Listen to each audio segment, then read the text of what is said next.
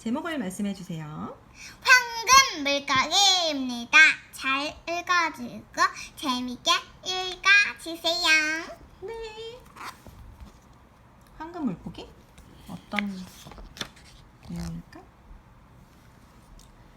바닷가에서 가난한 할아버지가 낚시를 하고 있었어요. 그런데 그때 그물에 이상한 물고기가 걸렸어요. 아니, 금빛이 나는 황금 물고기잖아. 할아버지가 깜짝 놀라자 물고기가 말을 하는 것이었어요. 저를 놓아주시면 무슨 소원이든 다 들어줄게요. 할아버지는 황금 물고기가 불쌍해서 그냥 놓아주었어요. 할아버지가 집에 돌아와서 황금 물고기 이야기를 하자 할머니가 화를 냈어요. 먹을 빵도 없는데 그냥 놓아주면 어떡해요? 할아버지는 다시 터덜터덜 바닷가로 나갔어요. 황금 물고기야, 할멈이 먹을 빵이 필요하다는구나. 그때 황금 물고기가 나타나 대답했어요. 집에 가시면 소원이 이루어져 있을 거예요.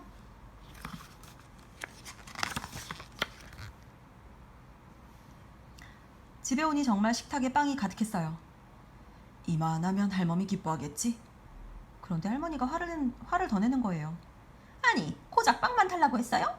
우린 멀쩡한 빨래통 하나 없다고요. 할아버지는 다시 바다로 나갔어요.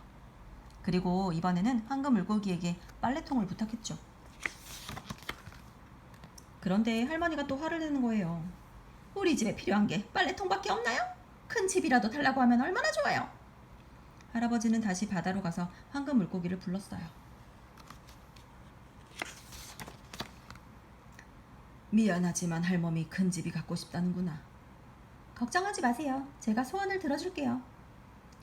이제 오두막 대신 큰 집이 생겼어요. 그래도 할머니의 욕심은 끝이 없었어요.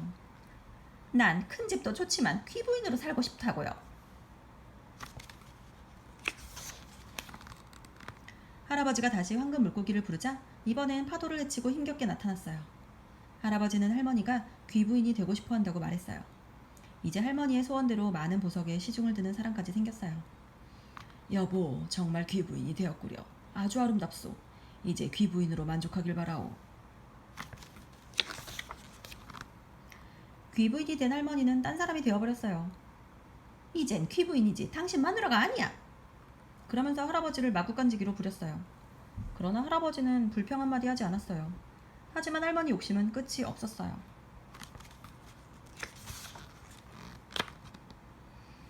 얼마 후 할머니는 할아버지에게 이렇게 말했어요. 귀부인도 싫어. 영이 되고 싶다고. 할머니는 계속해서 고집을 부렸어요. 하는 수 없이 할아버지는 다시 황금 물고기를 찾아갔어요. 황금 물고기에게 할머니를 여왕으로 만들어달라고 부탁하고 돌아온 할아버지는 깜짝 놀랐어요. 집이 있던 자리에 궁전이 떡 버티고 있었거든요. 잠시 뒤 궁전을 지키던 병사들이 할아버지를 궁전 안으로 데려갔어요. 여왕이 된 할머니는 커다란 의자에 앉아 있었어요.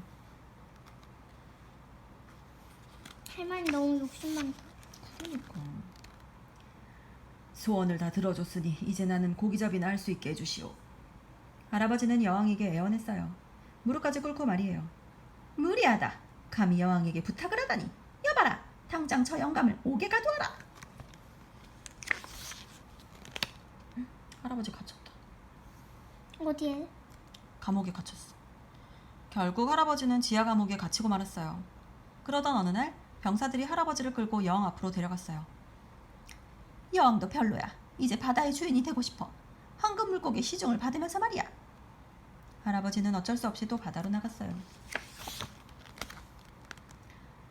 할멈이 바다의 주인이 되고 싶다는구나. 하지만 이번엔 황금 물고기가 아무 말이 없었어요. 더 이상은 할머니의 욕심을 들어줄 수가 없었던 것이죠. 왜? 그거는 이제 더 이상은 할머니 욕심을 채울 수가 없는 거지. 그거는 황금 물고기의 능력 밖이었어. 결국 할아버지는 힘없이 집으로 돌아왔어요. 그런데 궁전은 온데간데 없이 사라지고 예전의 오두막만 서 있었어요. 할머니는 텃밭에 씨를 뿌리고 있었고요. 할머니는 지나치게 욕심을 부린 것을 후회하면서 눈물을 흘렸답니다. 욕심을 많이 부리면 돼, 안 돼? 안 되겠지.